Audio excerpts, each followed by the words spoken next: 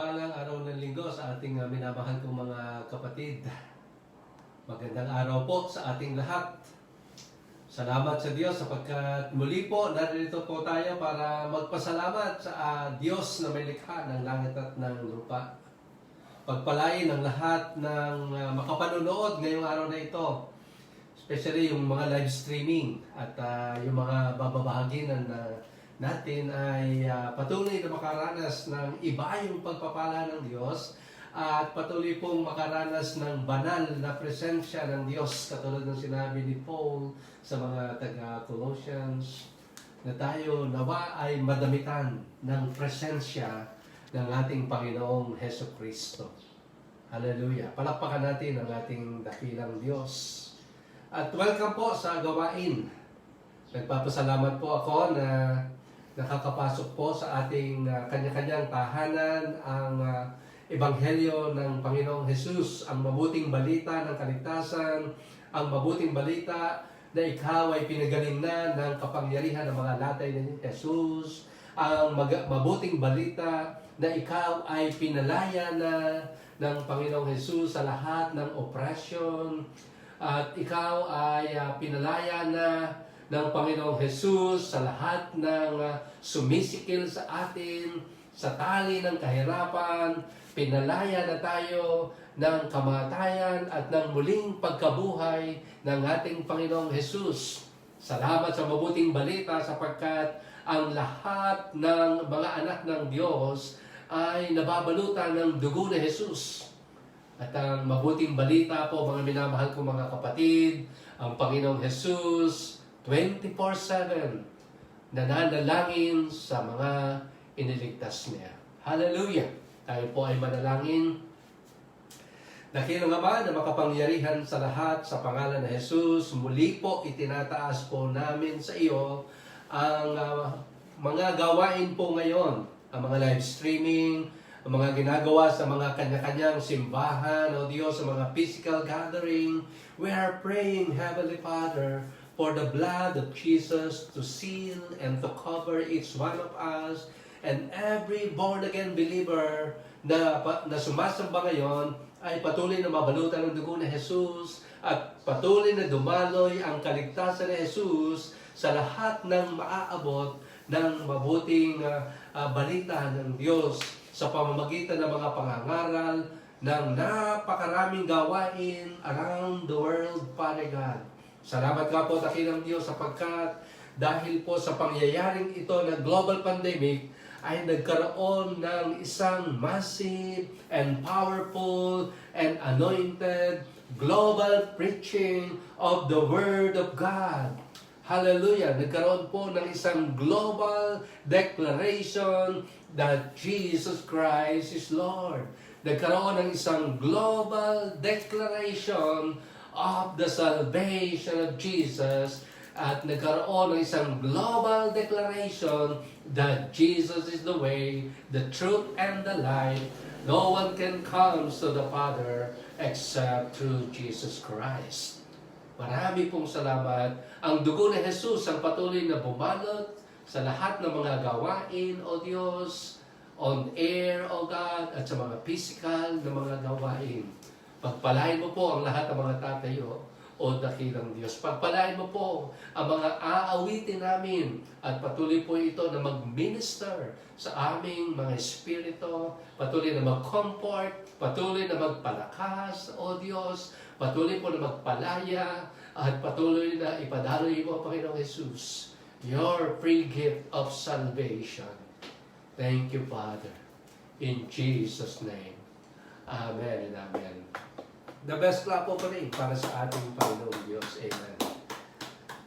I-ready po natin ang ating mga spirit sa ating pag-awit ng mga papuri at pagsamba sa Hari ng mga Hari at Diyos ng mga Diyos.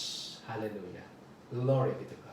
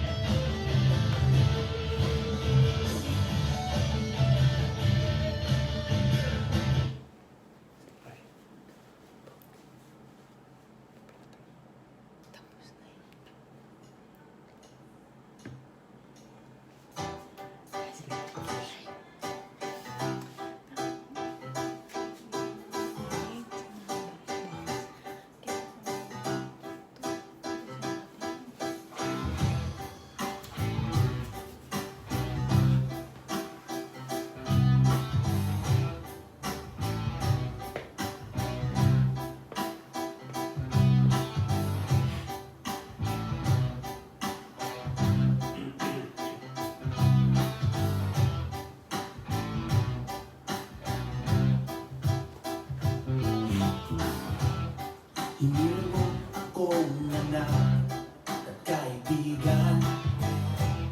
Tinis mo mga sugat at kamatayan.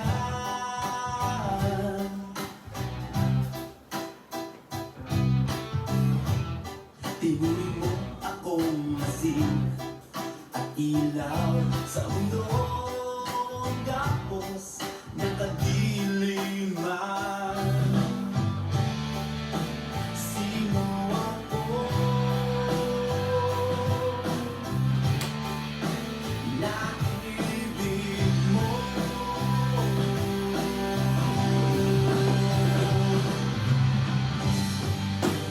Buhay ko sa'yo'y kayamanan na di pagpapalit sa kahit pa man. Ikaw ang aking kayamanan. Sa'yo'y maglilingkod ang sa kamatayan. Hallelujah. Yes, so Padre God, sa ilalim ng Diyos.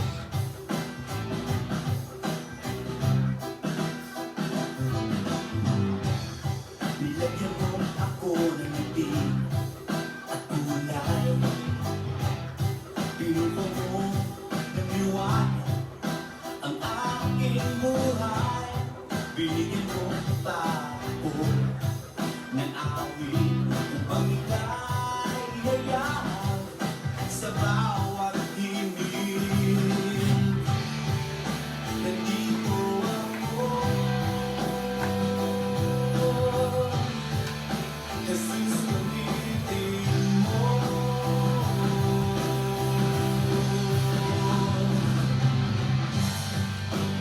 Buhay ko sa'yo'y kayamanan na di magpapalit sa kahit na ano pa man. Ikaw ang aking kayamanan. Sa'yo'y maglilingkod hanggang sa kamatayan. Buhay ko sa'yo'y kayamanan na di magpapalit sa kahit na ano pa man. Ikaw ang aking kayamanan. Sa'yo'y maglilingkod hanggang sa kamatayan.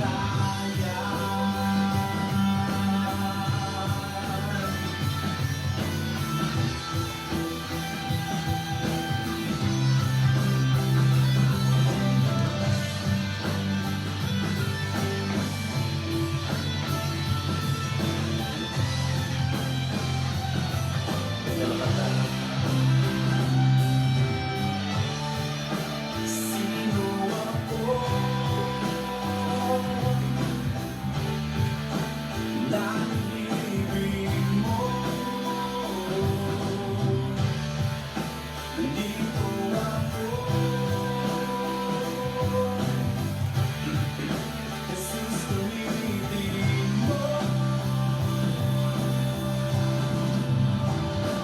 Hey! Buhay ko sa'yo'y kayamanan na di magpapalit sa Kahit na ano pa man, ikaw ang aking kayamanan. Sa'yo naglilingkod kamatayan. Buhay ko sa'yo.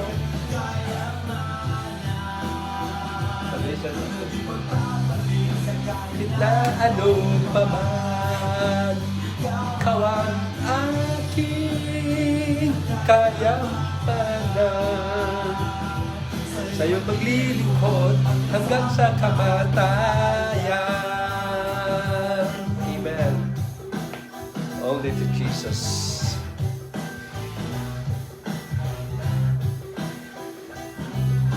Hallelujah.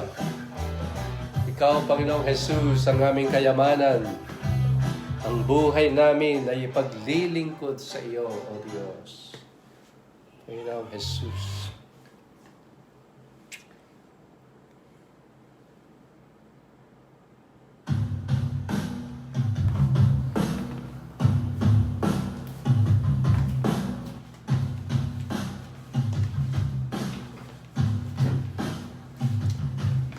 Let your glory be revealed today, Father.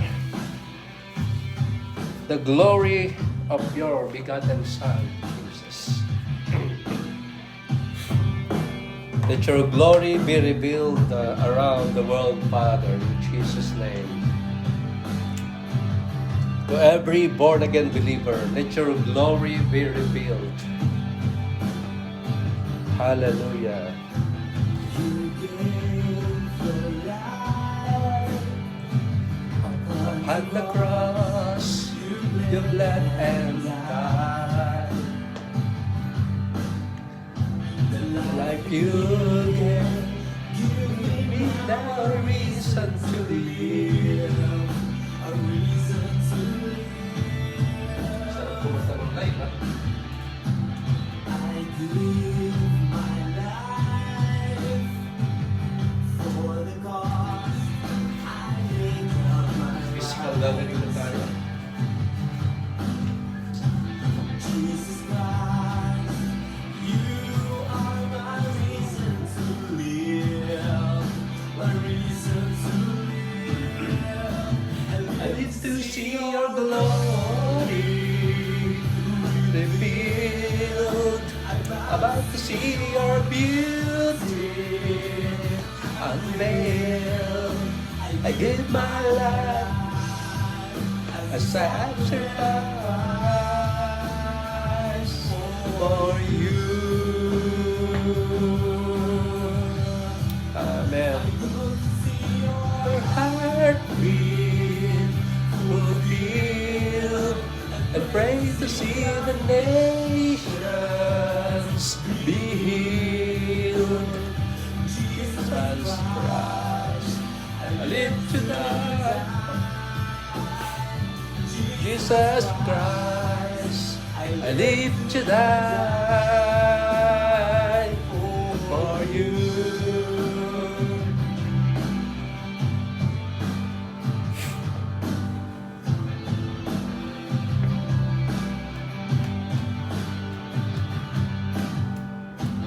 You gave your Your life upon the cross, you bled and died. The life you gave, give me now a reason to live, a reason to live.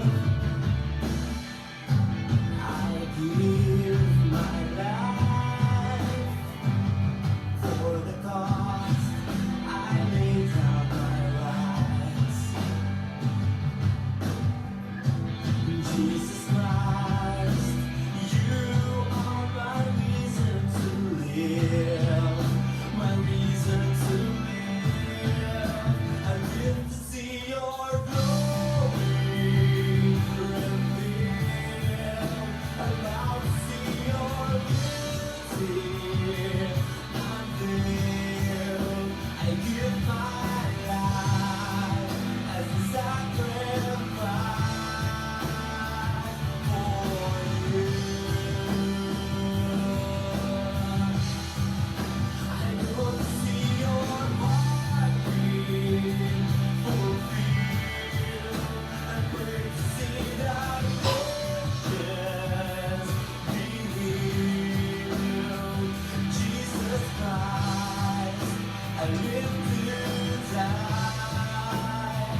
Jesus Christ, I live to die for you.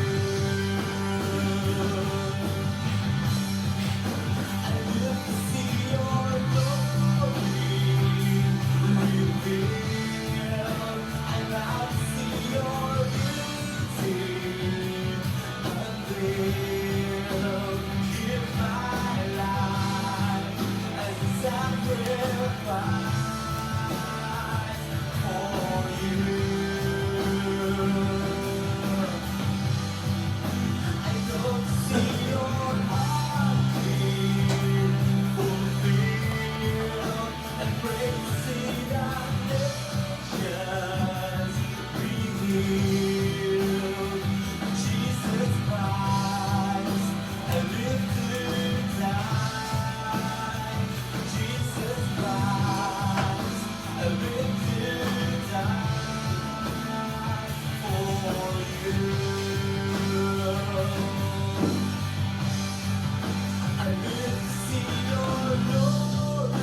Amen. Amen. revealed. I vow to see your beauty unveiled. I give my life as a sacrifice for you. For you. Come see your heartbeat.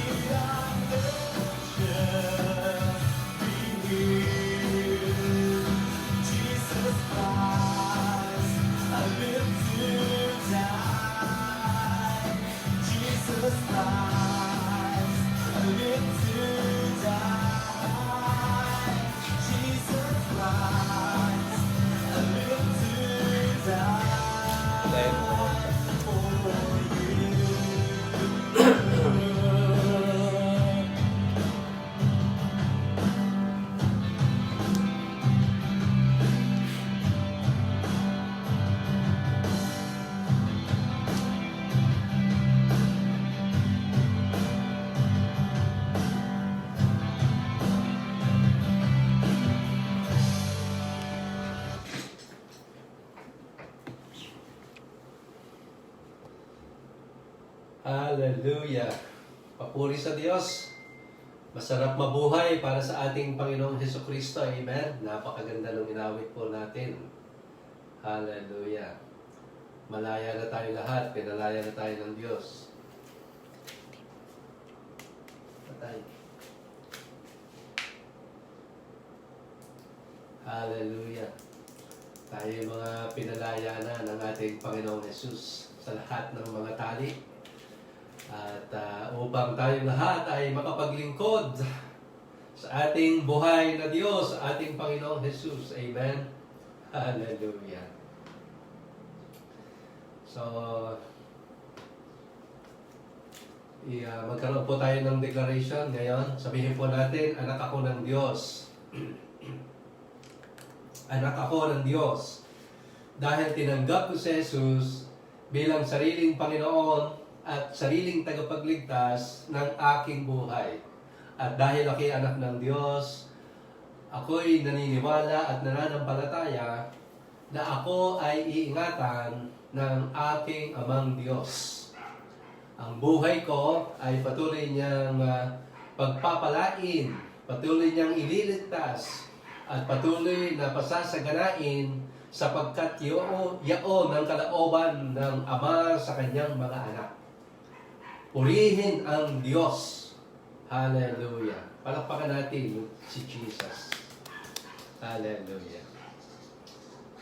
Isang araw po, mayroong isang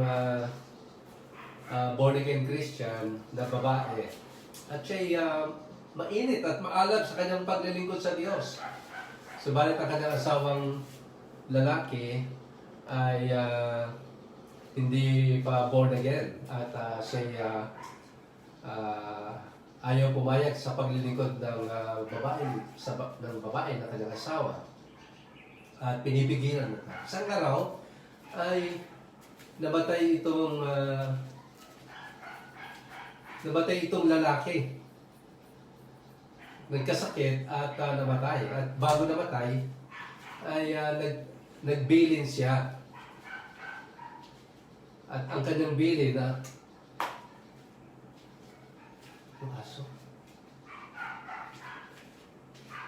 ang kanyang bilin, lahat ng kayamanan ay isama sa kanyang libingan. Kasi nga ayaw niya na ang kanyang asawa ay naglilingkod sa simbahan at ayaw niya na magamit yung kanyang kayamanan sa paglilingkod ng kanyang asawa. Kaya ang kanyang ipinagbilin ay sa kanyang libingan ay isama lahat ang kanyang pera sa bangko. Yun ang bilin. At dahil Kristiyano ito, siyempre, ang sabi ng babae, ay umuo siya at saka yun ang bilin ng kanyang asawa. At siya naman ang may-ari noon. At nung araw na nga na inilibing itong lalaki ito, ay nagtanong yung kumari ng babae, "Oh, Mare, parang wala ako nakita ng mga kahon na inilagay ko doon sa libingan ni pare. Parang hindi mo yata sinunod yung utos niya na lahat ng kanyang pera sa bangko ay ilagay mo doon sa kanyang libingan. Di ba, Kristiyano ka? Di ba, born again ka?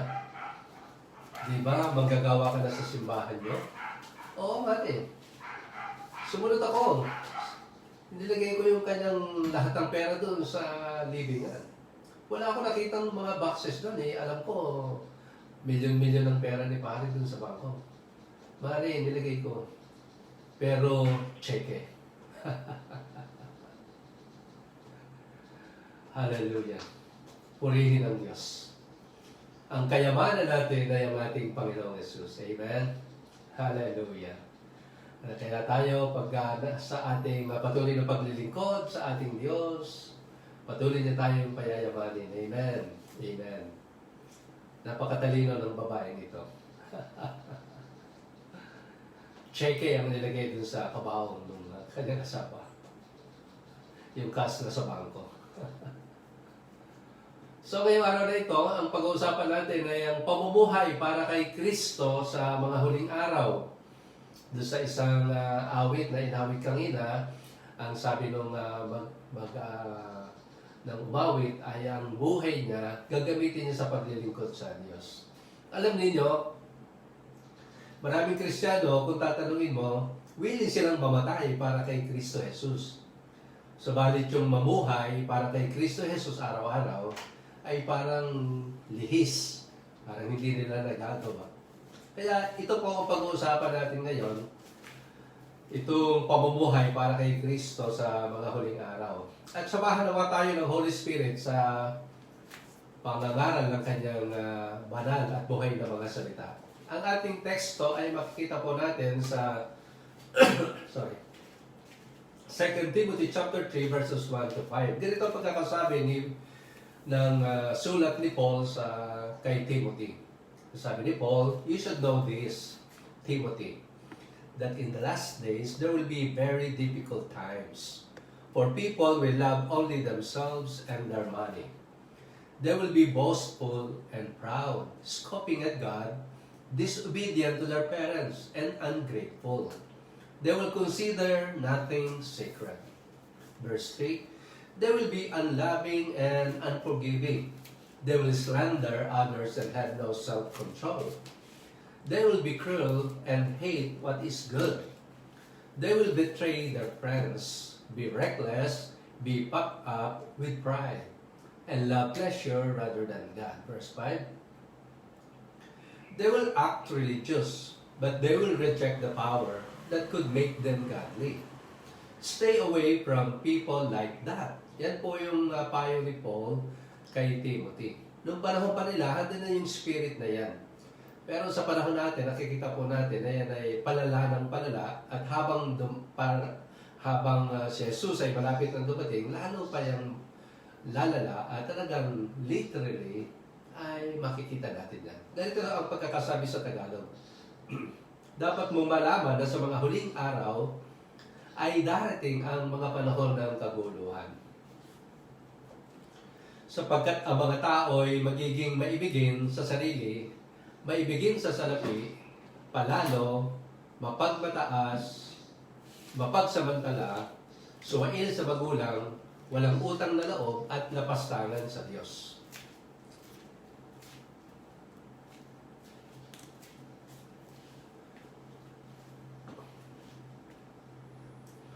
Sila'y magiging walang pagmamahal sa kapwa, walang habag, mapalirang puri, walang pagpipigil sa sarili, marahas, at walang pagpapahalaga sa mabuti.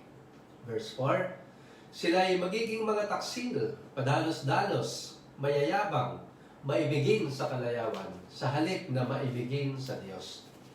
Sila'y may anyo ng pagiging makadiyos, ngunit hindi naman nakikita ang kapangyarihan nito sa kanilang pamumuhay." Sabi ni Paul kay Timothy, iwasan mo ang ganyang uri ng mga tao. So yan ang payo ni Paul sa kanyang liham na ipinadala kay Timoteo. So noon pa man ay nandoon na yung ganoong klaseng mga espiritu na sa halip na nagmamahal sa Diyos ay mapagmahal sa salapi. Mapagmataas, mga mayayabang, mga maibigin sa kalayawan, sa halip na maibigin sa Diyos. At ang malungkot, mga religious people sila. Mga lahat may religion. Subalit hindi nakikita sa kanila ang kapangyarihan ng Diyos. Alam niyo po kasi, ang kapangyarihan ng Diyos, yun ang nagbabago sa tao. Pwede namang may simbahan ng lahat ng tao, pwedeng nagsisimba, pwede na may mga rituals, pwedeng may mga ceremony. Pero pag wala ang kapangyarihan ng Diyos, hindi siya mababago. Ganyan ang pagkakasabi ni Pablo sa mga taga-Corinto. 2 Corinthians 5:17. So sila naman ay parasimba at napaka-gifted at talented ng mga Kristiyano sa simbahan ito. At ang sabi ni Paul sa kanila, ang pakikipag-isa kay Kristo ang nagpapabago sa tao. Therefore, if anyone is in Christ, he will become a new creation. All things are gone, and behold, all things become new. So, ang pakikipag-isa kay Jesus ang nagpapabago, hindi sa simbahan, hindi sa mga rituals, hindi sa mga ceremony, hindi sa relihiyon, at hindi sa ano pamang mga samahan. Ang totoong pagbabago ay nasa pakikipag-isa sa Panginoong Jesus. Amen? So, noon pa ay nagbigay na ng babala ang Diyos sa pamamagitan ni Apostol Pablo sa kanyang sulat kay Timoteo sa kung ano ang gagawin ng maraming tao sa huling araw. Napakagandang babala nito para sa ating lahat upang di na mangyari ang mga ito sa atin. Actually, yan po ang dahilan ng pagkakasulat sa Biblia. Itinala ang iba't ibang kwento, mga success and failures, mga paggawa ng kasalanan at pagbangon sa kasalanan, mga paglilingkod sa Diyos.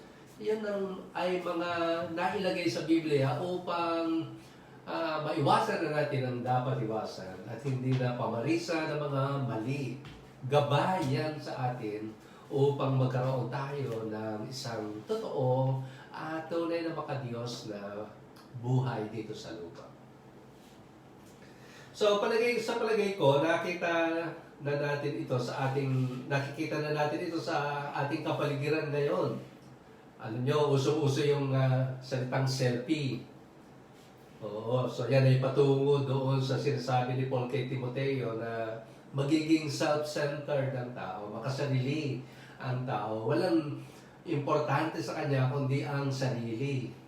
Yan ang mahalaga sa kanya, ang kanyang sarili. Even Paul said sa mga taga-Philippians in chapter 3 verse 19, sa last days, their God is their belly. So magiging Diyos daw ng mga tao ay ang kanilang tiyan. Ibig sabihin, it speaks of appetite. It speaks of self-centeredness. Hallelujah. Kaya nga po sa mga pag-aaral ko sa ekonomiya, ang number one na klase ng negosyo na kung tayo magbi-business is all about food. Kasi nga, we're on the last days na ang magiging Diyos ng mga tao ay ang kanilang tiyan. Their appetites. What's good to their taste. Hallelujah. So sa mga huling araw ay pasama ng pasama ang tao tulad din noong panahon ni Noe. Okay? Doon sa Matthew 24 ay nanghihingi po ng palatandaan ng mga tao sa pagbabalik ng ating Panginoong Hesus at inahilin tulad dito sa panahon ni Noe. Kasi ang pagdating ng anak ng tao, sabi ni Jesus, ay tulad noong panahon ni Noe, ng mga araw na iyon bago bumaha, ang mga tao ay nagsisikain, nagiinuman, at nagsisipag-asawa hanggang sa araw na pumasok si Noe sa barko. Alam po ninyo, 120 years na nagpipreach si Noe about the coming flood, about the coming judgment of our God to the wicked people during that time. At sinasabi sa Biblia that God found Noah, who is the only upright person during that time. At siya yung naatasan na mag-evangelize. For 120 years, wala pong naniwala sa pangangaral ni Noah. Yung kanyang pangangaral yung habang gumagawa siya ng arko. 120 years na walang nakinig, walang naniwala. Kaya nga 8 tao lang yung naligtas doon, si Noe, asawa at ang kanyang mga anak at manugang. So, 8 people. 8 means new beginning. Nagkaroon ng new beginning of new creation during that time sa pamilya ni Noe. Hallelujah. So, hanggang pumasok si Noe sa barko ay hindi nagkaroon ng realization ng mga tao. Imagine, 120 years of preaching the gospel, the good news. So hindi nila namalayan ang nangyayari hanggang sa dumating ang baha at tinangay silang lahat. Gayon din ang mangyayari sa pagdating ng anak ng Diyos. Naniniwala ako na sa mga huling araw, ang pagiging tunay na Kristiyano ay magiging isang malaking krimen sa sosyedad. Hallelujah. Anak, pawalan mo. Ito ang aking panukala na uri ng pamumuhay simula ngayon hanggang sa muling pagbabalik ng Panginoong Yesus. So ito po, isa-isahin po natin. Kung isa-isahin natin sa Biblia ay napakarami pong mga turo doon kung anong klaseng pamumuhay na dapat pamumuhay meron tayo. Pero hindi tayo matatapos pagka inilagay ko po lahat yun, kaya konti lang. Amen. Praise God. So, una, ayusin ang prioridad natin. Ang Biblia mismo, si Jesus nagturo niyan. So, yun ang tamang simula. First thing first. Unahin ang dapat unahin. Naniniwala tayo, pag tama ang simula, tama hanggang huli.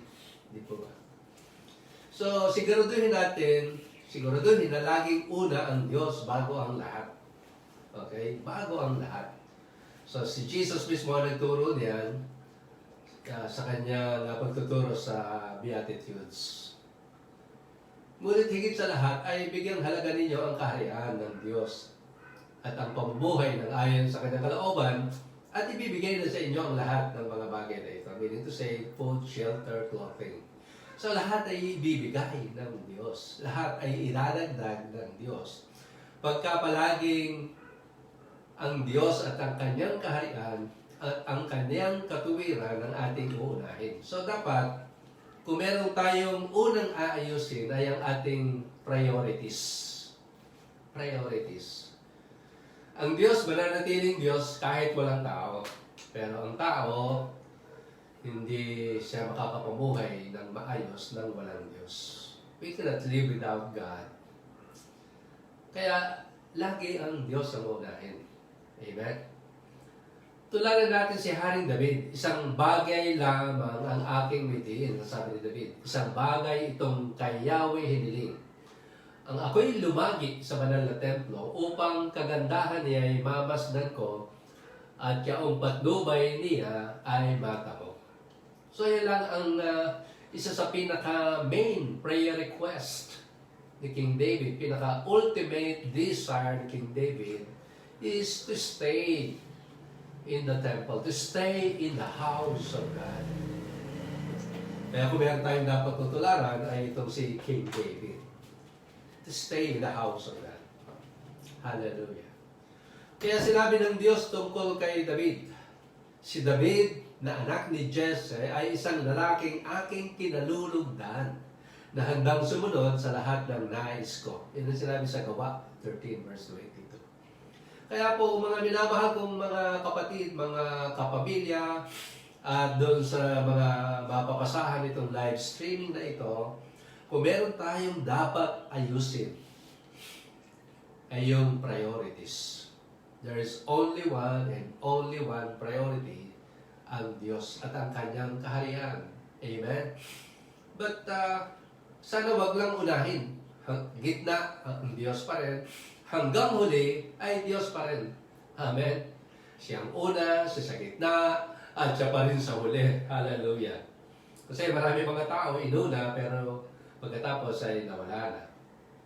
Okay? Hanggang huli, ang Diyos at ang kanyang kaharian at ang kanyang katwiran ang ating uunahin. Amen. Tandaan, ang laging umuuna sa Diyos ay hinding-hindi magkukulang kailan pa man. Amen. Sabay-sabay po nating basahin ito. Ready? 1, 2, 3. Tandaan, ang laging umuuna sa Diyos ay hinding-hindi magkukulang kailan pa man. Amen. Palakpakan natin ang ating Panginoong Diyos. Pangalawa, tumayo po tayo sa salita ng Diyos. Kung ano sinasabi ng salita ng Diyos, yun po ang ating tayuan, yun ang ating pong isapamuhay, yun ang ating gawin at sundin. Ang salita ng Diyos kasi ay ang Panginoong Jesus mismo. Sa pahayag 19 verse 13, His name is the Word of God. Okay? Ang mga larawan ng salita ng Diyos ay tubig, pagkain, tabak na magkabila ang talim, apoy at maso. Ganun makapangyarihan ang salita ng Diyos. Ako, nakakaranas nga po ako na pagka nagbabasa ng salita ng Diyos, ay nagmimistula itong tubig na humuhugas sa akin at nakakaramdam ako ng comfort, nakakaramdam ako ng pagkaalisan ng kauhawan, sapagkat ang salita ng Diyos ay tubig. Di po ba ang tubig sa pagka naligo ko sa ilog sa strong current, kahit hindi mo hawakan yung mga dumi sa katawan mo, kusang mawawala kasi mayroong inherent power ang tubig, kusang mawawala. Pagka pinakuloan mo yung tubig at mainit at inilagay mo sa mga stain, kusang nawawala yung stain kahit hindi mo kuskusin. Kasi there's very powerful yung tubig. Hallelujah. So, ganun ka-powerful yung salita ng Diyos. At ito rin ay pagkain. Man shall not live by bread alone, but by every word of God that proceeds out of the mouth of God. And the word of God is the sword of the Spirit. Hallelujah. It is like a two-edged sword. Hallelujah. Ito rin ay apoy. Yung hindi kaya ng tubig ay apoy ang gagawa. At yung hindi kaya ng apoy, maso ang gagawa. Yan ang iba't ibang function ng salita ng Diyos sa atin. Kaya pagka nagbababad ka ng salita ng Diyos, yan ang tinatayuan mo, walang hindi maaayos, walang hindi mapapalambot, walang hindi mababasag, walang hindi maduduro, gano'n man katigas ang puso, gano'n man kalaking kasalanan, pagka sa pamamagitan ng salita ng Diyos na ating pinapaniwalaan, ito ay magbabago sa kanila. Amen? Ang salita ng Diyos ay kagalingan. So mismo ang salita ng Diyos is healing. As sabi sa Psalms 107 verse 20, and God sent His word and He heals them all. Yung salita ron ay yung po yung ang Panginoong Jesus nung ipinadala ng God the Father si Jesus sa John 3:16 at nagpagaling ang Panginoong Jesus, pinagaling ang mga may sakit at karamdaman. Kaya sa oras na ito, yung mga nakikinig ngayon at patuloy na manunood na mga may sakit at karamdaman, just believe the Word of God. The Word of God tells and declare that by the stripes of Jesus, you are healed. Ano mang sakit at karamdaman mo ngayon, yan ang sinasabi ng truth, ang salita ng Diyos, you are healed. Ang sabi ng John chapter 8, you shall know the truth, and the truth shall set you free. Okay, ang salita ng Diyos ay katotohanan. Yun ang sinabi sa John 17 verse 17, ang sabi ni Jesus, thy word is truth. Walang ibang truth kundi ang salita ng Diyos. Maaari, yes, totoo po yung nararamdaman natin, totoo yung sinabi ng mga doktor, but the truth remains that by the stripes of Jesus, you were healed. Amen? Kung natanaw po ninyo, last Sunday, yung sa John chapter 9, yung bulag, nagtanong ang mga disciples, tinanong kung sino ang may kasalanan, kung bakit bulag yung taong ito, simula pagkapanganak. Yung bang bulag mismo ang may kasalanan o ang kanyang mga magulang. Ang sabi ni Jesus, neither of them. Kahit sino sa kanila, hindi dahil sa kasalanan. Okay? Hindi silang may dahilan. Ang dahilan nito is para ma-reveal ang kaluwalhatian ng Diyos. So kung ano man ang kalalagayan mo ngayon, tayuan mo ang salita ng Diyos upang maluwalhati ang Diyos sa iyong buhay. Hallelujah. Amen. Yan ang purpose ng good news. Kasi pagkatapos mong makaranas sa kagalingan dahil tumayo ka sa salita ng Diyos, magiging good news ang iyong buhay sa maraming tao. Amen? So lahat ay kayang ibigay ng Diyos sa lahat ng may paniniwala sa salita ng Diyos. Amen? Maniwala at isapamuhay natin ang salita ng Diyos upang di tayo madadaya ni numan. Katulad ng sinabi ni Paul kay Timothy sa kanyang liham sa 2 Timothy 3:1-5. So tandaan, ang tanging truth ay ang salita ng Diyos. Okay? Maraming facts based on science, based on medicine, those are facts. Yung mga sinasabi ng 5 senses natin, those are facts. But the Word of God remains the ultimate and the supreme truth. Yun lang ang totoo, ang salita ng Diyos. Tayuan natin. Amen? Pangatlo, maniwala sa kapangyarihan ng Diyos, of course. Hallelujah. Kaya nagbabasa ng salita ng Diyos kasi naniniwala ka sa kapangyarihan ng Diyos. Marami ang naniniwala sa Diyos pero hindi sa kapangyarihan ng Diyos. Kasi lahat naman nagsasabi na may Diyos except yung atheist. Ang sabi nila, nasa tao ang gawa o kapangyarihan, nasa Diyos ang awa. Hallelujah. Yan ang mga old saying ng mga tao. Praise God. Pero ang totoo talaga, ang ibig sabihin yan, to see is to believe yan. Sa Diyos, hindi to see is to believe. Believe first, and you will see. Amen? Mas naniniwala ang tao sa kanyang sarili, lalo na sa panahon natin na napakaraming nagagawa ng technology. Subalit ang sabi ng Diyos, ako si Yahweh, at hindi ako nagbabago. Hallelujah. So, ang Diyos natin sa Old Testament, at ngayong New Testament, at sa darating pa na panahon, ay hindi nagbabago, the same powerful God. Siya yung Diyos na naghawi ng dagat. Siya yung Diyos na naghawi sa Jordan River. Siya yung Diyos na nagligtas sa mga Israelites, sa Egyptian, sa mga taga-Egypt, sa mga Egypt. Hallelujah. He is the sovereign God. The powerful God. Amen. Si Hesus Kristo noon nakaraan ay siya rin sa kasalukuyan at siya rin magpakailanman. Yan ang sinabi ng Hebreo 13:8. So si Jesus ay tagapagligtas. He is our Savior. He is our healer. He is the miracle working God. And He is our loving God. Hallelujah. Si Jesus, kung napagaling niya ang mga may ketong noon, ay kaya rin niyang magpagaling ngayon at bukas at sa darating pang panahon. Napagaling niya yung babae na 12 years na dinudugo. Kaya kanyang pagalingin ngayon.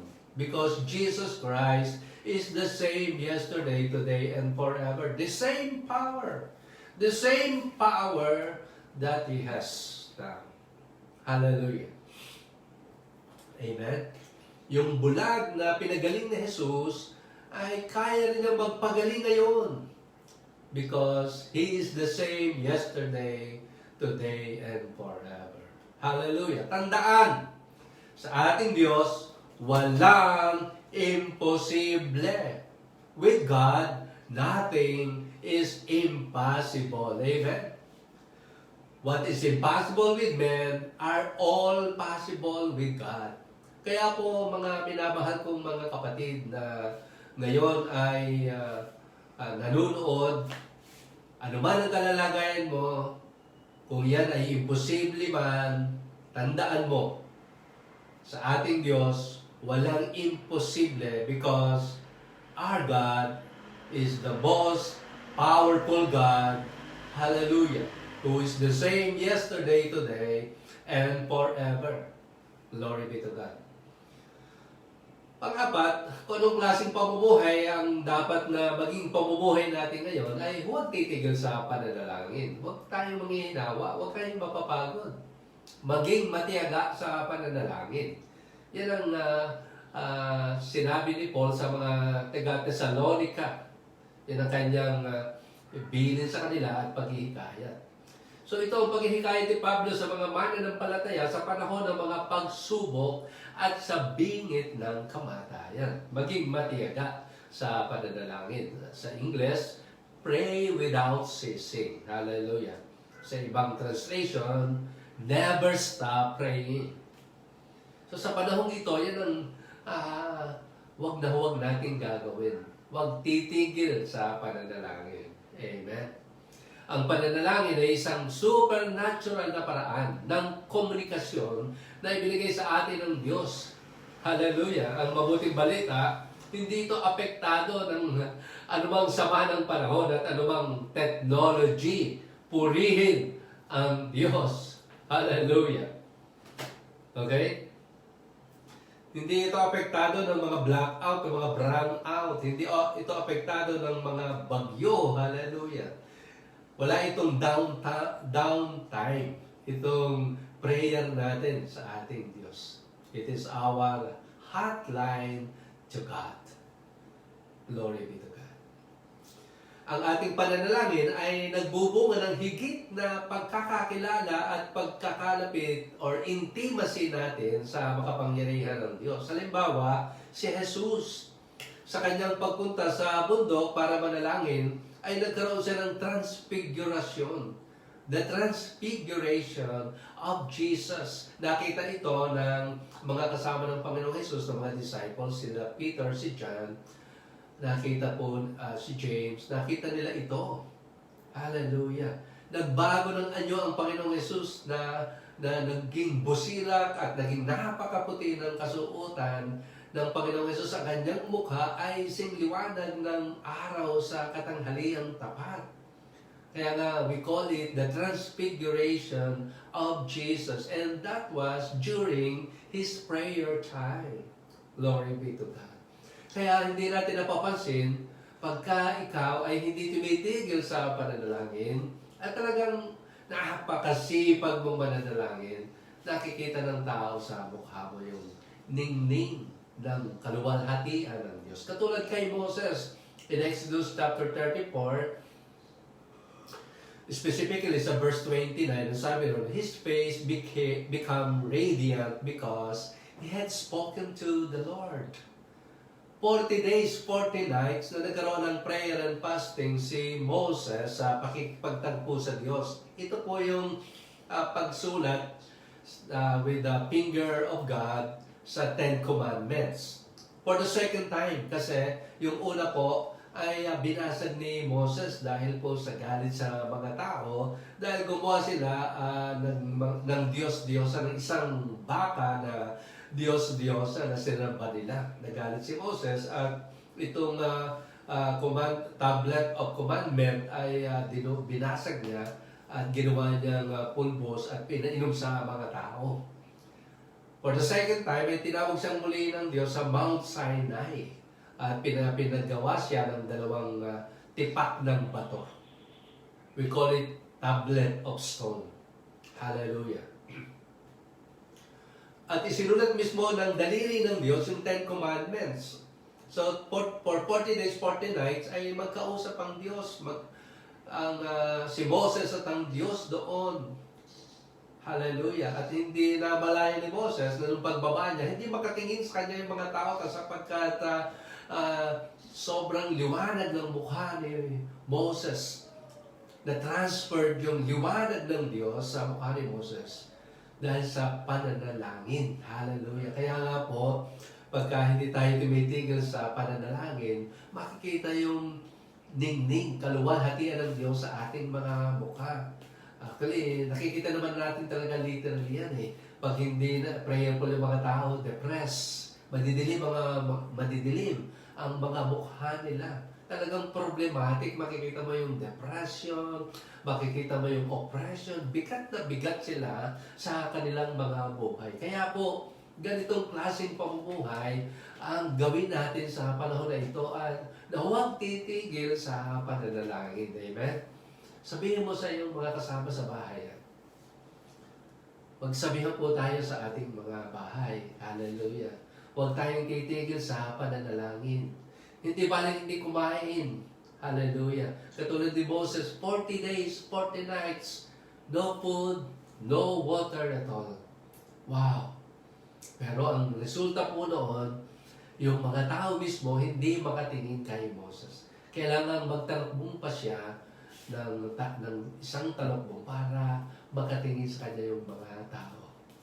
Hallelujah. Naipangaral ko na rin po yan. Yung glory that is fading compared to the new way, the glory that is eternal. Yun ang meron tayo ngayon. Amen?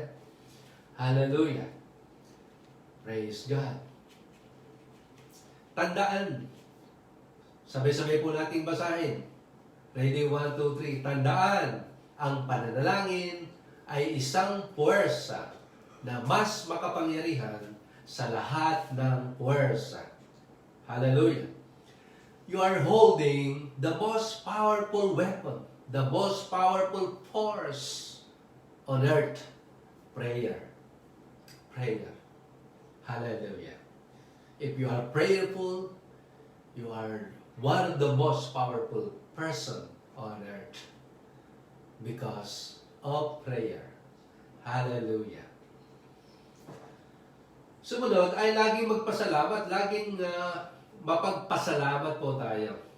Ang sabi po sa 2 Thessalonians 5:18 o 1 Thessalonians 5:18, ipagpasalamat ninyo sa pangalan ni Kristo ang lahat ng pangyayari sapagkat yaon ang ibig ng Diyos. In everything give thanks to the Lord, for it is the will of Christ concerning you. Ano man ang nangyayari sa atin ngayon, tandaan po natin, God is sovereign. He is in total control. Hallelujah. Amen. Ang Diyos ang may hawak ng lahat. Praise God. Naniniwala ako ng isang Kristiyano na laging nananalangin ay Kristiyanong mapagpasalamat din. Yun po yung byproduct o result ng isang prayerful Christian. Thankful din siya. Mapagpasalamat din siya kasi wow. Kung ikaw ay prayerful, siyempre ang lagi mong kausap ay ang Diyos. Kapatid, walang bad news sa God. Everything is all about good news. Amen? At magiging kamukha mo ang Diyos. Yan po sinabi sa Psalms 115. Kung sino ang sinasamba mo, magiging kamukha mo siya. Kaya pagka palagi kang nagpe-pray, lagi kang mapagpasalamat, magiging kamukha mo ang Diyos. Even God Himself, sa kanyang 6 days na paglikha, ay lagi niyang ina-appreciate ang kanyang mga nilikha. Diba? Every end of the day, He appreciate what He's doing. Oo, kapatid. Pinagpapasalamat niya. He appreciate. And everything God created was very good on the 6th day when He created the man according to His image and likeness. The best, the masterpiece of God is the man and the woman that He has created. Ikaw yun, kapatid. Sabihin mo sa mga kasama mo sa bahay, ikaw ang masterpiece ng Diyos. Sa Tagalog, ikaw yung obra maestra ng Diyos. Hallelujah. Amen. Be thankful to God. Yan ang sinabi sa Philippians 4:6. Do not worry, but be thankful to God. Do not worry, but ask everything in prayer. Amen? At maging mapagpasalamat. Sa halip na mag-worry ka, ipanalangin mo sa Diyos yung pangangailangan mo. Amen? Do not worry, but pray for everything. Hallelujah. Ang mapagpasalamat ay masunurin sa kalooban ng Diyos. Of course. Ang mapagpasalamat ay naniniwala sa kapangyarihan ng Diyos. Yes. Pag ang pinanghahawakan mo ay kapangyarihan ng Diyos, thankful ka palagi. You are always giving thanks to God. Ang mapagpasalamat ay masaya at kontento sa kanyang Diyos. Ang tanong ko, kontento ka ba sa Diyos mo ngayon? So, mapagpasalamat ka. Amen? Lagi tayo nagpapasalamat kasi ang Diyos ay hindi nagkukulang kahit kailan pa man. Kung hindi niya naipagkait ang kanyang bugtong na anak na si Jesus, siya pa kayang maliit na pangangailangan mo? Yan ang hamon ni Paul sa mga taga-Roma in Romans 8:31. Kung hindi naipagkait ng Diyos si Jesus na kaisa-isa niya kanyang anak, yan pa kayang maliit na pangangailangan natin ngayon. Hallelujah. Tandaan, sabay-sabay mo nating basahin. 1, 2, 3. Tandaan, ang pagpapasalamat ay resulta ng tamang pakikipagrelasyon sa Diyos at sa tao. Hallelujah. Pag lahat ng relasyon maayos, ay kapatid, mapagpasalamat ka. Kasi ang tao na maayos ang pakikipagrelasyon sa Diyos at sa tao, ibig sabihin, walang kapaitan sa buhay. Walang kapaitan, walang sama ng loob na itinatago sa puso. Kaya, kasi mapagpasalamat eh.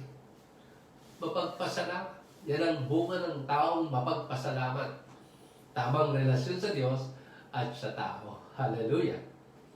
Amen. Sumunod, umasa sa banal na Espiritu. John 16 verse 12, marami pa akong sasabihin sa inyo, subalit hindi pa ninyo kayang tanggapin sa ngayon. Ngunit pagdating ng Espiritu ng katotohanan, papatnubayan niya kayo sa buong katotohanan. Sapagkat ang sasabihin niya ay hindi mula sa kanyang sarili, kundi ang kanyang narinig at ipapahayag niya sa inyo ang mga mangyayari sa hinaharap.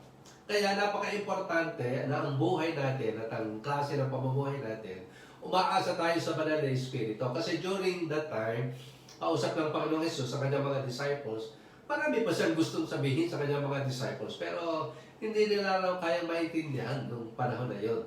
Pero pagdating ng Holy Spirit, yung Espiritu ng katotohanan, papatnubayan niya sila. Sa buong katotohanan lang. Nothing but truth. Truth but nothing but the truth. Sapagkat ang sasabihin daw ng Holy Spirit ay kung anong narinig sa Panginoong Hesus at nakita sa Panginoong Hesus at sa Diyos. At ang napakaganda nito, mga kapatid, ipapahayag niya sa inyo ang mga mangyayari sa hinaharap. Hallelujah. Napakaganda.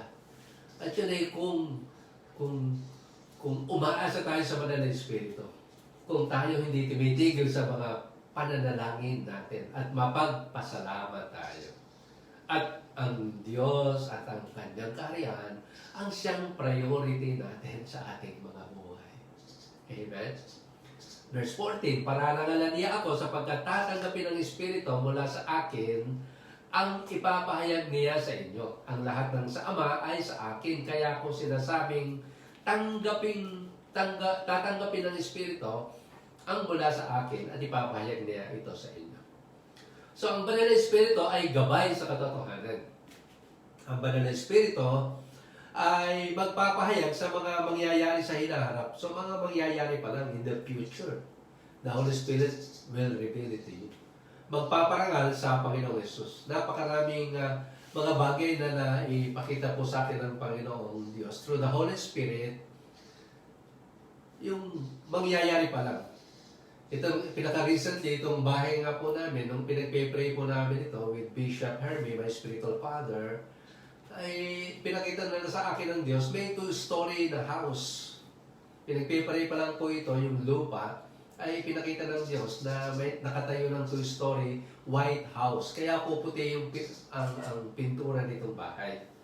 Kasi yung ipinakita sa akin ng Diyos, finished product na nung hiniling ko kay sa spiritual father ko, kay Bishop Hermie, na ipag-pray itong lupa.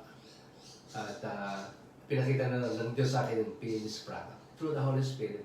At totoo na magpapahayag sa mga mangyayari pa lang sa hinaharap. Hallelujah.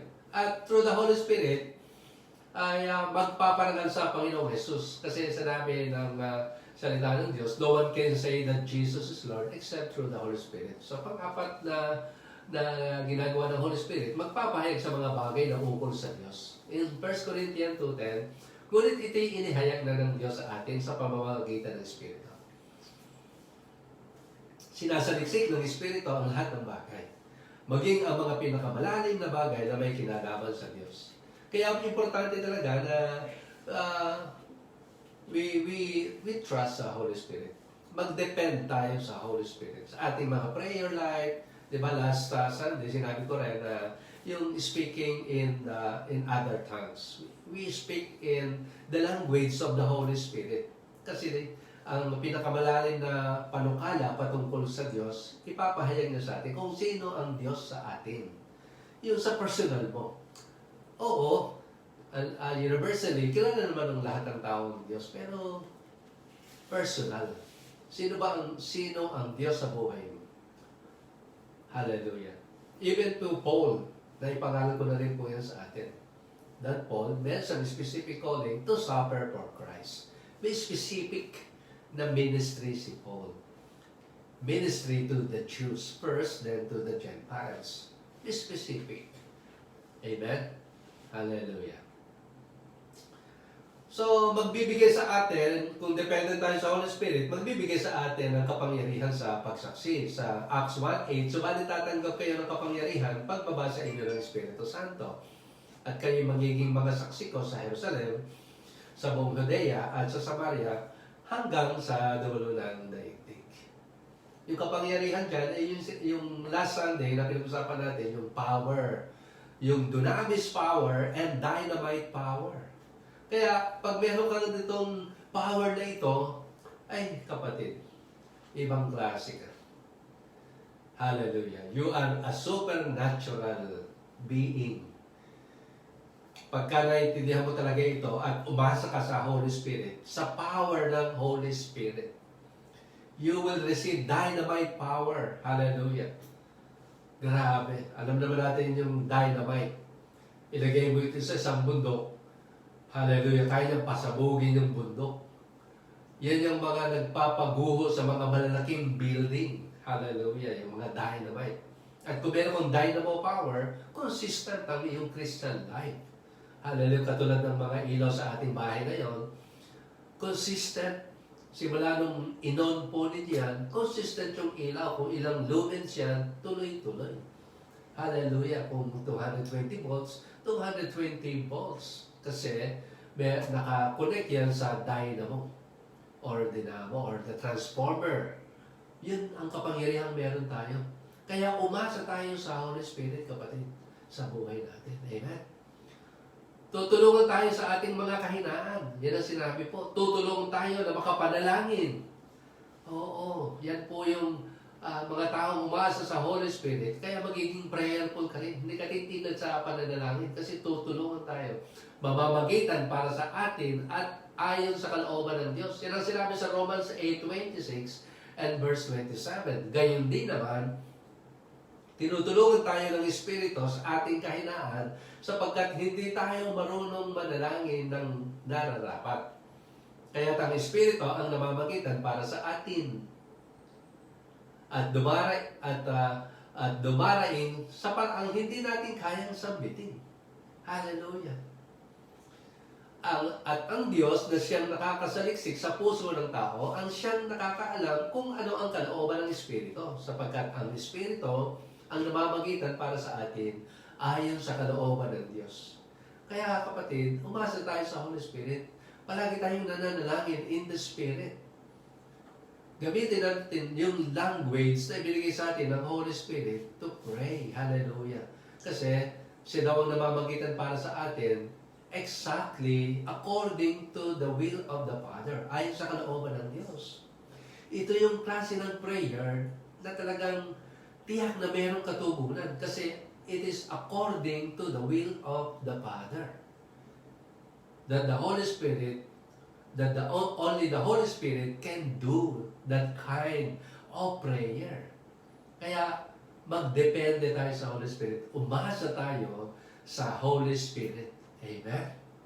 Hallelujah. Especially sa panahon na ito, that there's no assurance of our tomorrows. Walang katiyakan, walang kasiguruhan ng buhay ngayon. Pero of course, sa Diyos may kasiguruhan. Sa ating mga anak ng Diyos ay may kasiguruhan ng buhay. Ang direksyon ng buhay natin, ang direksyon ng nilalakaran natin ay patungo sa piling ng Diyos. Amen? Tayong lahat ay mga nag-aabang sa pangalawang pagbabalik ni Jesus. Hallelujah! Palakpakan natin ang Diyos. Amen. Sabay-sabay po nating basahin. 1, 2, 3. Tandaan, umasa tayo sa tulong, gabay, kapangyarihan ng Banal na Espiritu upang maparangalan ang Panginoon Jesus sa ating buhay. Amen. Sumunod, magkaroon ng matatag na pananampalataya, magkaroon tayo ng firm faith or strong faith. Ang ibig sabihin nito, mabuti man o masama, ang nangyayari sa atin bilang mananampalataya, maniwala pa rin tayo. Maniniwala pa rin tayo sa Diyos at sa Kanyang mga salita. Amen. So kahit na meron tayo mga global pandemic na nangyayari ngayon, maniwala pa rin tayo sa salita ng Diyos. Maniwala pa rin tayo sa Diyos at makapangyarihan ang ating Diyos. Amen. Halimbawa si Shadrach, Meshach, Abednego at si Daniel sa Book of Daniel. Alam natin yung kwentong ito. Na sila ay nag-violate doon sa batas na ginawa ng hari ni Nebuchadnezzar. At yung batas naman kasi na ito ay ginawa dahil sa jealousy sa kanila, ng mga kasama nila. Gusto nilang masira itong magkakaibigan na ito at sila yung maging mga leaders. Kaya gumawa sila ng paraan para magkaroon ng kaso ang mga ito. Ang kaso nila dahil sa sumusunod sila sa kalooban ng Diyos, mga kapatid.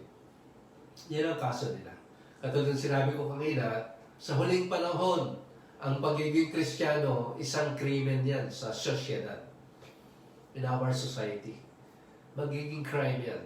And actually ngayon, maraming mga pastors ang may mga cases kasi hindi sila sumusunod sa mga protocols, sa mga sinasabi na pinapagawa ng World Health, ng WHO. Tuloy-tuloy po yung mga gawain simula nung nagkaroon ng mga lockdown. Maraming mga simbahan sa ibang bansa ang tuloy-tuloy sa kanilang mga physical gatherings. Hindi sila tumigil. At nagkaroon sila ng mga kaso at nakikipaglaban sila ngayon sa husgado. Kaya tuloy pa rin ang kanilang gawain. Hallelujah. Darating ang isang araw na magiging krimen ang pagiging Kristiyano. Ang mga pagsisimba natin ay magiging crime yan. So doon natin kailangan ang firm faith in God. Yung very strong na pananampalataya katulad ni Shadrach, Meshach, Abednego. So ang hamon sa kanila, so ngayon, sino ang magliligtas sa inyo? Pinapag-usapan sila na sumunod doon sa batas at lumuhod doon sa rebulto ni Nebuchadnezzar. Pero sabi ng tatlong magkakaibigan na ito, alam namin na kaya kaming iligtas ng aming Diyos. Pero kung hindi man kami iligtas, mahal na hari, hindi po kami luluhod sa iyong rebulto. Kaya nilagay sila sa furnace. 7 times hotter. At doon nakita po ni Nebuchadnezzar, for the glory of God, because they obeyed, they submit to the government during the time. Nakita mismo ni King Nebuchadnezzar, 3 lang inilagay doon sa fiery furnace, 4 yung nakita. Andun si Jesus dancing. Nangyari sa kanila yung Zephaniah 3:17. He danced in the midst of His people. Jesus danced in the midst of His congregation. Naranasan yan ng 3 magkakaibigan ito. At ito si Daniel, panahon ni Haring Darius. So, nainggit din sa kanya yung mga co-administrator ni Daniel. Kaya, nagpagawa ng batas para makasuhan si Daniel. Ang kaso niya ay ang pananalangin. Kasi bawal daw manalangin sa ibang Diyos.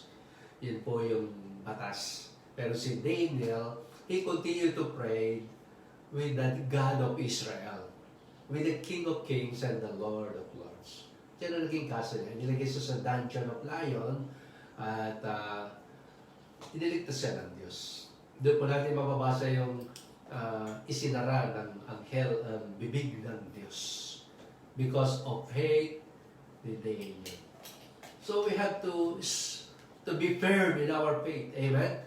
Kasi alam naman natin na sa lahat ng bagay, gumagawa ang Diyos para sa mabuti kasama ang mga nagmamahal sa Kanya. Silang mga tinawag ayon sa Kanyang layunin. Alam mo, ikaw ay anak ng Diyos, alam mo na ikaw ay tinawag ng Diyos, at alam mo na ang ginagawa mo ay ang eksaktong ipinapagawa ng Diyos, wala kang dapat ikatakot lahat ng mangyayari sa ikabubuti mo.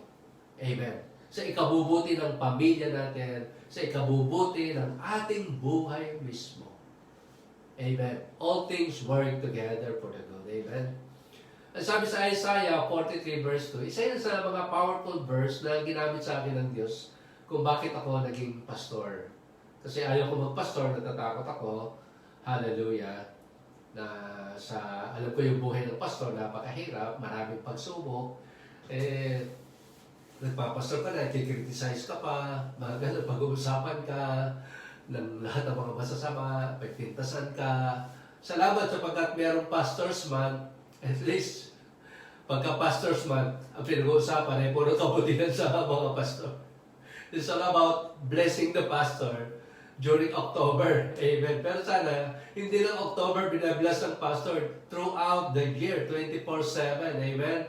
Sapagkat, of course, hallelujah, ang Panginoong Jesus, ang ating chief shepherd, but there are under shepherd and those are the pastors, yung gift ng Diyos sa church in Ephesians chapter 4, yung apostles, prophets, evangelists, the pastors, and teachers. So sabi ng Diyos kay Isaiah, pag ikaw ay daraan sa karagatan, sasamahan kita. Wow, what a promise. Yan po yung yan yung salitang tinanggap ko sa Panginoong Diyos. Kaya ako nagpastor, kaya ako sumunod, kaya ako naging matapang. Kasi yung pangako ng Diyos, sasamahan kita. Okay? Hindi ka madadaig ng mga surilanin, ng mga problema. Dumaan ka man sa apoy, hindi ka masusunog o hindi ka mabubuwal ng mabibigat na mga pagsubok. At totoong dinaanan ko naman yan, mga yan. Dumaan ako sa karagatan, dumaan sa apoy, dumaan sa iba't ibang pagsubok, maliit, malaki, mabigat, magaang. Dumaan. Pero ang importante dyan, naranasan ko, sasamahan kita. Amen? Kasama ko ang Diyos. At hindi ako gumagawa, ang Diyos ang gumagawa. Amen? Hallelujah. So, sabay-sabay po natin basahin. Ready, 1, 2, 3. Tandaan, ang lahat ng mga bagay na inyong hihingin sa panalangin, na may pananampalataya, ay inyong tatanggapin. Amen. Hallelujah. Glory be to God. Sumunod, palaging tumingin sa langit. Oo, napaka-importante nun. Itulong ko na rin po sa inyo yan ang Panginoong Jesus, nakatingin sa langit palagi. Pagka nagpakain ng 5,000 kalalakihan, bukod ng babae at mga bata, sa pamamagitan ng 2 pirasong isda at 5 tinapay, ay napakain ng Panginoong Jesus yan kasi tumingin siya sa langit. Kasi pag tumingin ka, ka-level ng mata ko, tumingin sa baba, wala kang makikita mga magagandang bagay. Lalo ngayon, na global pandemic, wala namang talagang maganda. So, sabi sa Colossians 3:1-3, binuhay kayong muli kasama ni Kristo, kaya pag sumikatan ninyo ay ang mga bagay na nasa langit na kinaroroonan ni Kristo na nakaupo sa kanan ng Diyos.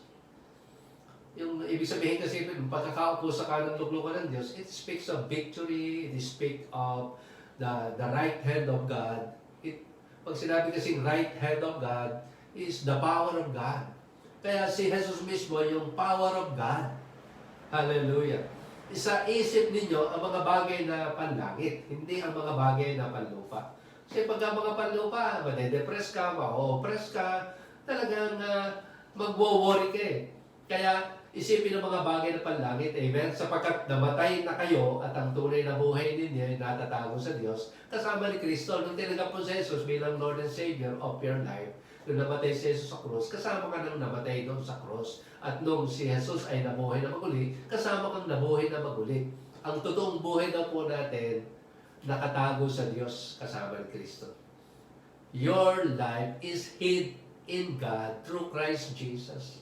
Hindi ito yung buhay na nasa langit, nasa lupa ngayon. Ang totoong buhay natin is hid in God through Christ Jesus. Kaya nakakalungan ka ng Diyos eh. Kaya protektado ka ng Diyos. Amen?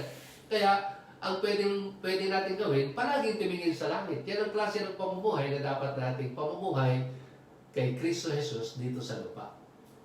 Amen? Para hindi po mangyari sa atin o hindi tayo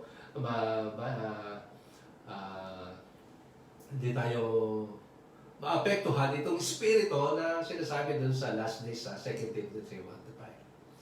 So pag dito lang sa mundo tayo titingin, wala tayong makikita na magaganda at pag-asa, pero doon sa bagong langit at mundo, tingnan natin magkaroon tayo ng overview sa langit. Konti lang. Doon sa Pahayag chapter 21, verse 1 and 4, saka 16 to 21. So, pinakita ito ng Diyos kay John the Beloved. Pagkatapos nito, nakita ko ang isang bagong langit at isang bagong lupa.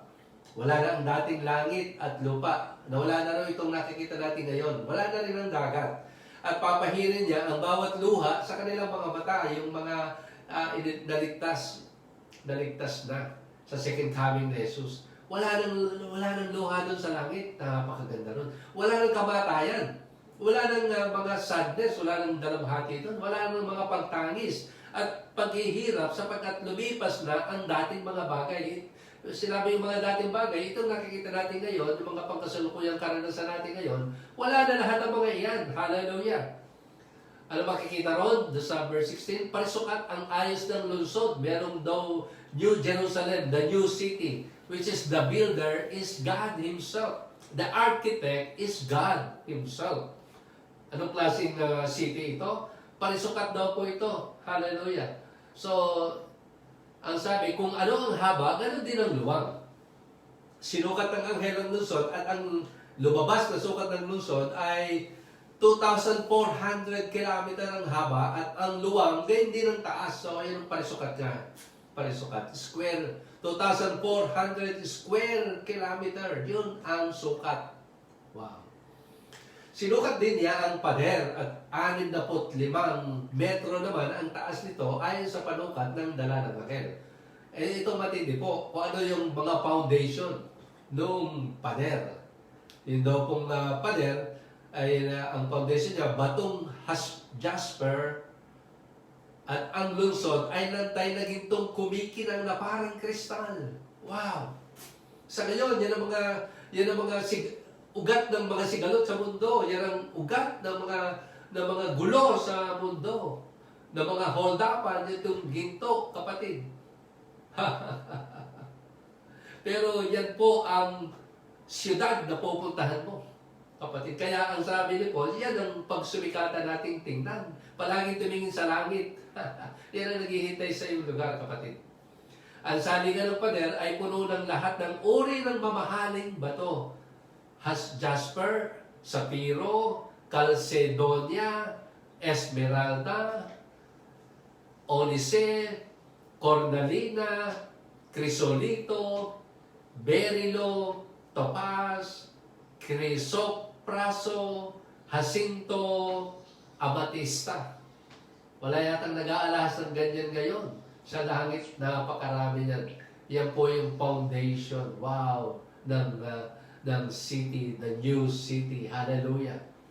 At ito ang matindi po, kapatid. Kaya palaging tumingin sa langit. Kasi yan ang naghihintay sa iyo. Yan ang lugar mo. Hallelujah. Yan ang pupuntahan nating mga anak ng Diyos. Hallelujah. Verse 21. Perlas ang 12 pinto. Meron daw itong 12 gates. Itong new city, the new Jerusalem, whose builder and architect is God Himself. Bawat pinto ay yari sa isang perlas. Have you seen? Nakakita na ba kayo ng sinlaki ng pintuan na perlas? Doon sa langit, kapatid. Yung gate. 12 gate. Isang perlas ang kada gate. Gaano ba kalaking perlas meron ka ngayon na yung hikaw, kapatid? At yun daw pong kalsada, purong ginto ang langsangan ng lungsod at kumikinang na parang kristal. Transparent, makikita mo daw yung ilalim nito. Ito yung kalsada, made of gold, pero transparent. Wala pa tayo nakikita ang ginto na transparent. But in heaven, in that new city, yung kalsada is gold na transparent. Kaya makikita mo rin yung 12 pundasyon ng bato, iba't ibang mamahaling hiyas yung binasa natin kanina. Wow! Kaya palagi tumingin sa langit. Pag may mga problema ka, mga pagsubok sa buhay, tumingin ka sa langit doon sa future home mo. Future na yung tirahan, kapatid. Yan ang sinabi ng Panginoong Jesus, I will build a house for you, then I will come back. Kapatid, pagkatapos nitong ginagawa ng Panginoong Jesus na yan, babalik siya para kuhanin ka. Oh, in the twinkling of an eye, glory be to God. Palakpakan natin ang Panginoong Jesus. Kaya huwag kang manghihinawa, huwag kang maiinip, kapatid. Amen.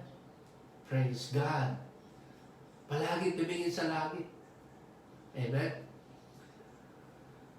Basahin po natin sabay-sabay. 1, 2, 3. Tandaan, sa bagong lungsod, pulos, mamahaling hiyas at ginto ang makikita, kaya maganda at masaya doon. Amen? Tumingin sa Panginoong Jesus. Kanina, tumingin sa langit. Tumingin sa Panginoong Jesus. Sapagkat siya'y babalik muli upang kuhanin ang mga namatay at nabubuhay para sa Kanya. Unang Thessalonica chapter 4 verse 15. Ito ang itinuturo ng Panginoon na sinasabi namin sa inyo. Tayo mga nabubuhay pa at natitira pa hanggang sa pagparito ng Panginoon ay hindi mauna sa mga namatay na.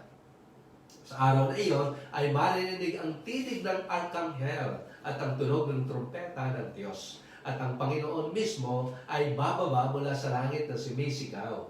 At ang mga namatay na sumasampalataya kay Kristo ay bubuhayin muna. Yung mga namatay, yun ang unang bubuhayin, at pangalawang kukuhanin ay yung mga buhay pa. Yun yung rapture, in the twinkling of an eye. Tumingin sa Panginoong Jesus. Yan ang sinabi ni Paul sa mga taga-Thessalonica. Sobrang pagsubok sa buhay nila. Sobrang mga persecution sa buhay nila.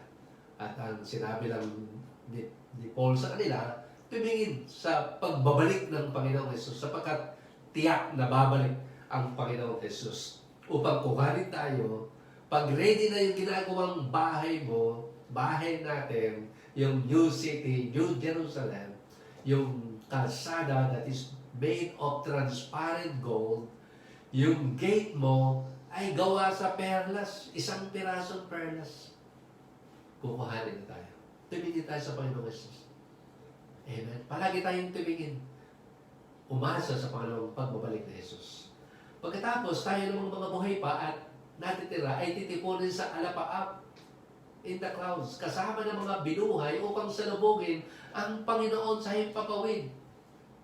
Ito po yung pinaka-greatest na mangyayari sa atin. Sa gayon, makakapiling natin siya magpakailanman.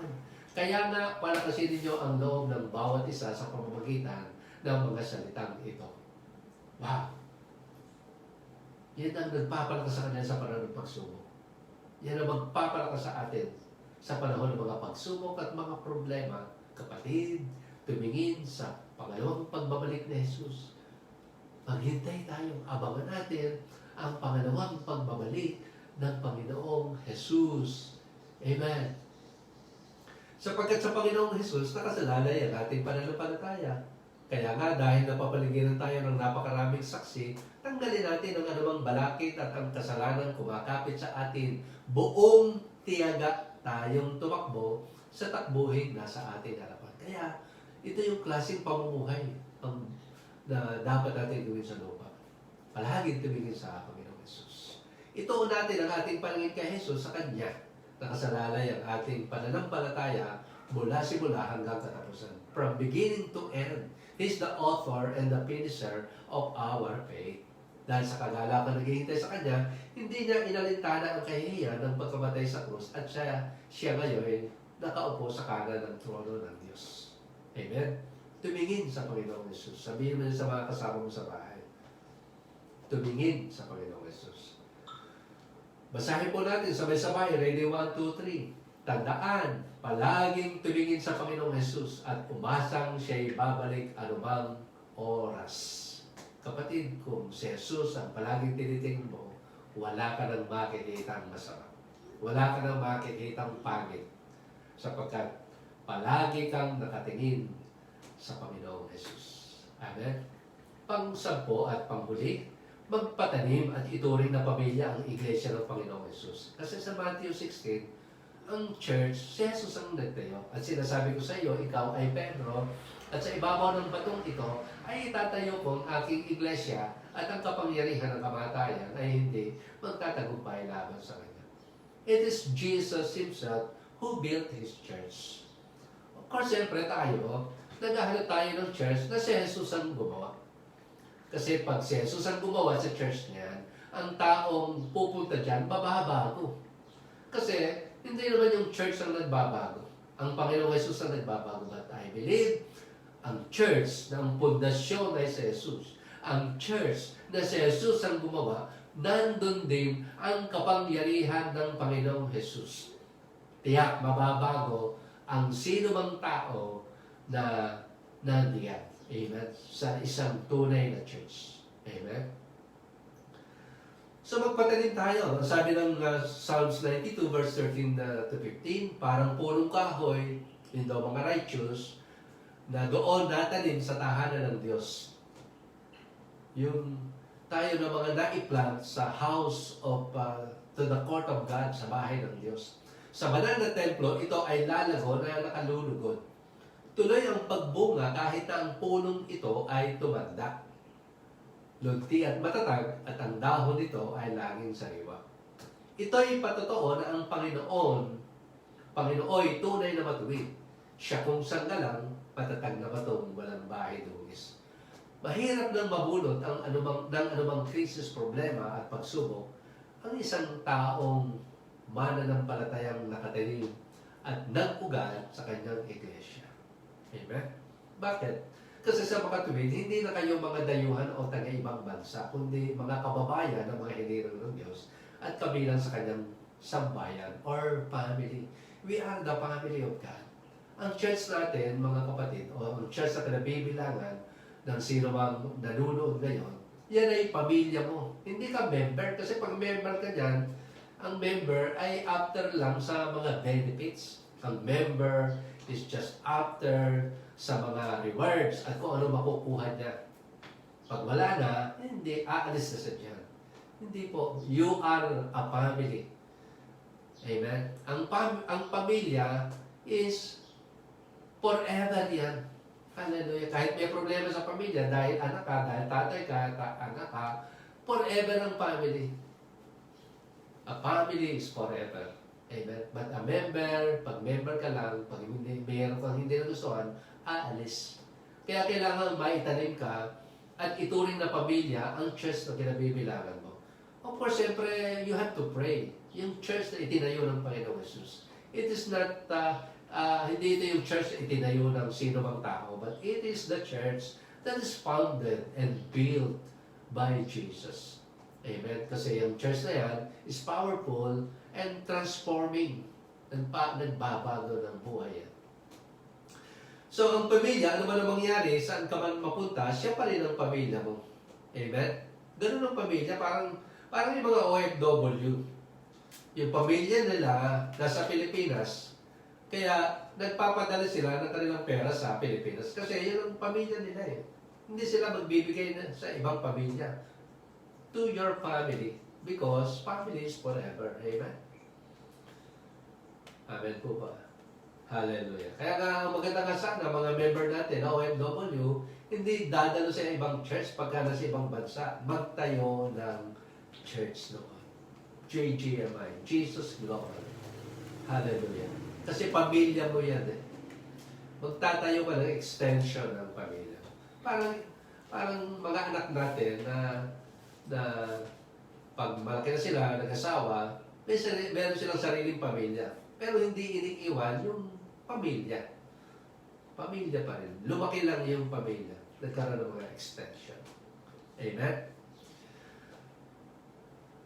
Basahin po natin sabay-sabay. Ready, 1, 2, 3. Tandaan, ang iglesia kung saan ka nakatanim ay iyong pamilya magpakailanman. It's your family, kapatid. Hindi ka member yan. Family mo yan. Bahagi ka ng problema at ng mga pagpapala kasi family mo yan. Amen. Hindi mo iiwan yan sa panahon ng mga pagsubok. Nandiyan ka to support your family. Your church is your family. Amen. Maraming salamat po at pagpalain tayo ng ating Diyos sa kanyang buhay at banal na mga salita. Salamat po sa pakikinig. Salamat sa panonood. Salamat sa pag-share ng itong live streaming. Tayo po'y manalangin. Dakilang Ama na makapangyarihan sa lahat sa pangalan ng Jesus. Maraming salamat na ginabayan mo po kami. Maraming salamat. Sinamahan mo po kami sa pangangaral ng iyong mga salita, pakikinig at panonood ng pangaral ngayong araw na ito. Hinihiling po namin naman sa pangalan ng Jesus na maraming maabot itong live streaming na ito at ang panalangin namin naman na magdulot ito ng kagalingan, kaligtasan, ng comfort, ng encouragement, ng inner healings, ng deliverance of God sa lahat ng manunood at nanood ngayong araw na ito in the name of Jesus. Bago po tayo magwakas, ay gusto ko pong bigyan ng opportunity ang lahat, yung hindi pa nakatitiyak na nagkakaligtasan, at alam mo na hindi mo pa tinatanggap si Jesus sa iyong buhay, sumunod po kayo sa panalangin na ito. Panginoong Jesus, ako po ay humingi ng kapatawaran sa lahat ng aking mga kasalanan at binubuksan ko ang aking puso, tinatanggap kita bilang sariling Panginoon at sariling tagapagligtas ng aking buhay. Maraming salamat sa buhay na walang hanggan. Amen. Naniniwala po ako na kung sumabay ka sa panalangin at tinanggap mo si Jesus bilang Lord and Savior of your life, today, you become a child of God. Find church. Find the Church of Jesus Christ near you. Malapit sa iyo. Dumalo ka. Hallelujah. At bilang lingkod ng Diyos, taas po natin ang ating mga kamay as a man of God. I bless you with the perfect blessing of shalom. Nothing missing, nothing lacking, nothing broken. Great favor of God. Great health to your body, soul, and spirit. In the name of the Father, and of the Son, and of the Holy Spirit, now and forever. Amen and amen. God bless us all po. In Jesus' name.